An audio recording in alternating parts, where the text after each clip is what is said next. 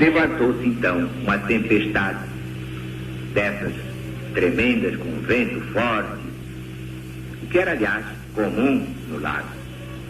Quando estavam pelo meio, cerca de 5 quilômetros, o lago tinha 21 quilômetros de comprimento por 9, mais ou menos, de largura.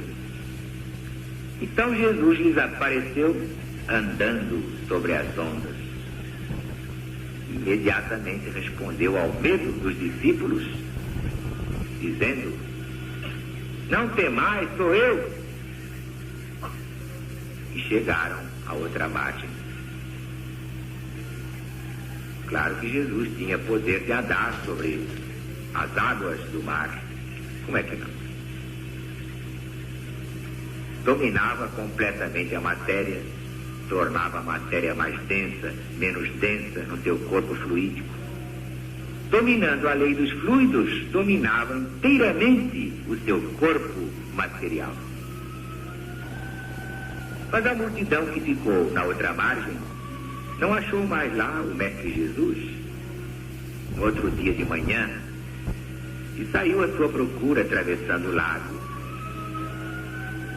E ao chegar, Jesus faz uma censura. Pode até parecer cruel. Quando me procurais, não é? Não porque vistes milagres, mas porque comestes dos pães e vos fartastes mesmo. Aproveitando a oportunidade, fez uma das grandes revelações a respeito de sua doutrina. Os homens deviam procurar não a comida que perece, mas a que traz a garantia da vida eterna, a vida futura. O povo perguntou o que havia de fazer para praticar a obra de Deus, entendendo perfeitamente que a comida a que Jesus se referia era a sua doutrina, era o seu evangelho, o evangelho de Deus. E ele mesmo explica: a obra de Deus é esta, que acrediteis naquele que ele enviou, o Cristo. Para se convencer, o povo pergunta com que milagre Jesus o provará. Citam o exemplo de Moisés. Por quê? Porque Moisés deu maná, o pão que caiu do céu, aos hebreus no deserto. O que é que Jesus lhes dava? Que fizesse a demonstração. Então Jesus começa explicando: não foi Moisés, mas Deus, o Pai que está no céu, isto é, em toda parte ao mesmo tempo, quem vos deu o maná. Porque somente Deus dá o verdadeiro pão que desce do céu ao mundo para lhe dar a vida. Então o povo reclama esse alimento. O que acontece? O próprio Jesus se apresenta como sendo ele mesmo o pão da vida, porque ele trouxe ao mundo as palavras, a doutrina de vida para alimentar a humanidade por todos os séculos. Declarou: eu sou o pão da vida. E explica logo a seguir, bem claramente, para não deixar dúvidas, que ele falava da sua doutrina.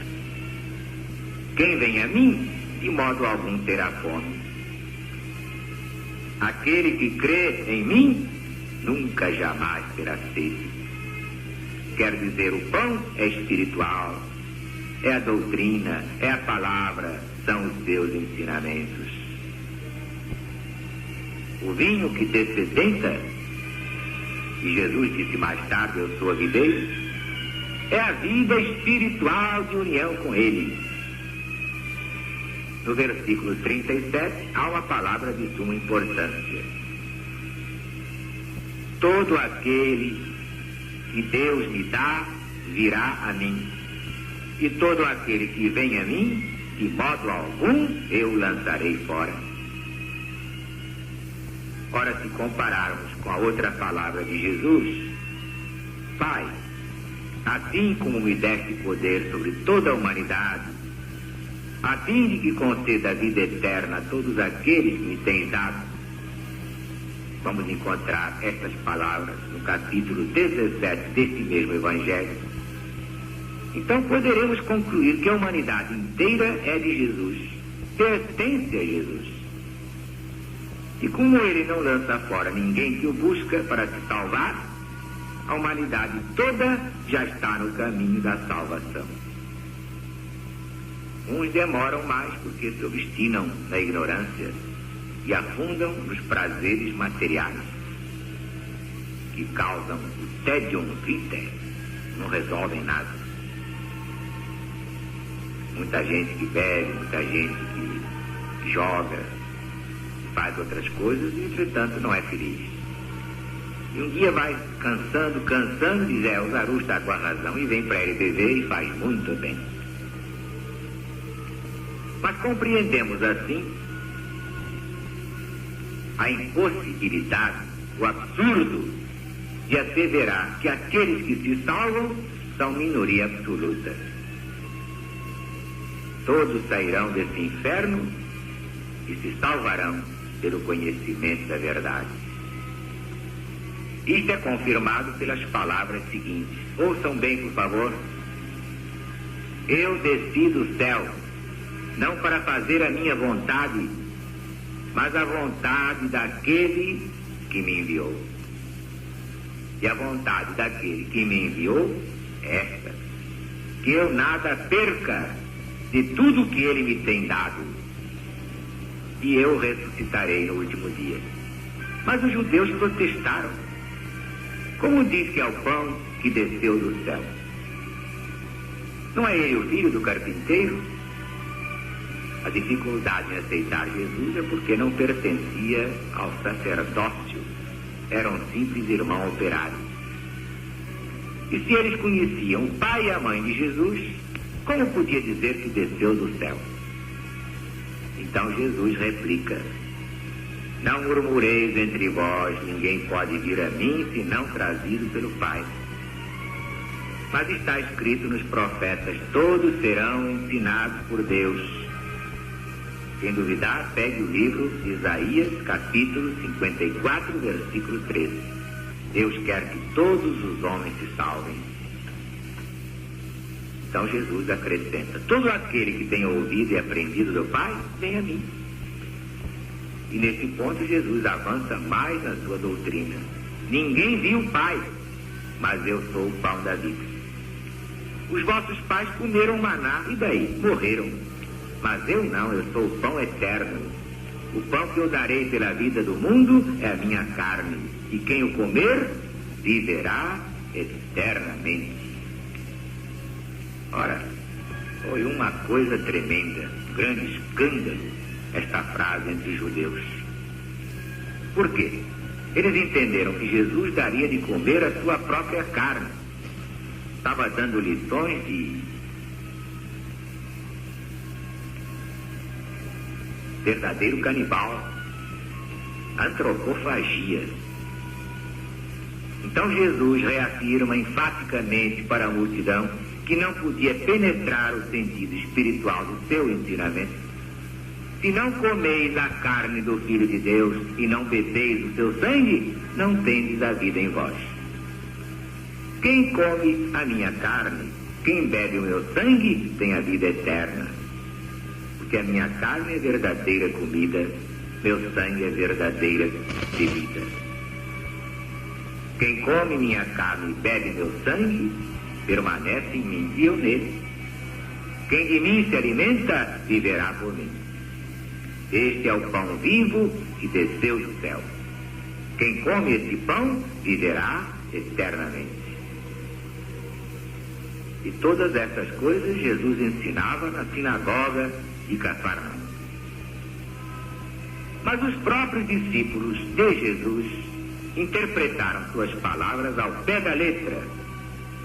Como é? Tinham de fato, então, de comer a carne dele, beber o sangue dele? Ué, como poderia ocorrer semelhante coisa?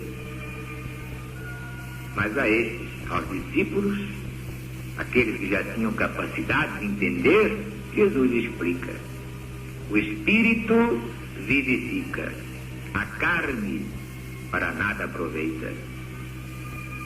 As palavras que eu vos tenho dito são espírito e vida. Só os iniciados nos meus ensinamentos podem entender o que eu ensino simbolicamente. Minha carne é o meu evangelho, meu sangue é a minha palavra. Só o espírito pode dar vida, a carne para nada vale. Minhas palavras são espírito e são vida. Claro que não podem ser interpretadas ao pé da letra, mas pela compreensão espiritual. Como dizia São Paulo, as coisas espirituais se discernem espiritualmente. Do contrário, parecem loucura.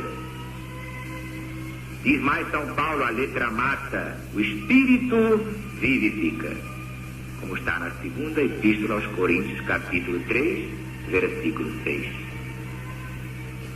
O pão vivo que desceu do céu é a própria carne de Jesus para nos alimentar. São os seus ensinamentos de vida eterna. É a palavra de Deus, é a palavra de Jesus. Quem seguir esses ensinamentos se alimentará deles para todo sempre. Viverá deles, obedecendo a eles tão intimamente como se estivesse comendo a própria carne de Jesus, bebendo o sangue dele. E alguns discípulos não gostaram e ficaram achando que Jesus não estava muito normal, se afastaram dele. Não podiam admitir semelhante antropofagia, e só a compreendiam nesse sentido. E eram discípulos, hein? O que é que eu vou dizer? E quer que eu vou me queixar de gente que acha que eu fiz isto ou aquilo? Eu não faço nada que Jesus não manda. Eu tenho meus sinais, recebo os meus sinais nas minhas visões, nos meus sonhos, nas minhas intuições. Eu não tenho ideias próprias, nem quero ter vontades próprias. Eu só faço o que ele quiser, o que ele mandar. Quero ser apenas instrumento e nada mais. Confio é nele, exclusivamente nele. Nem em mim eu quero confiar. Faço de olhos fechados o que ele disser. Faça, eu faço.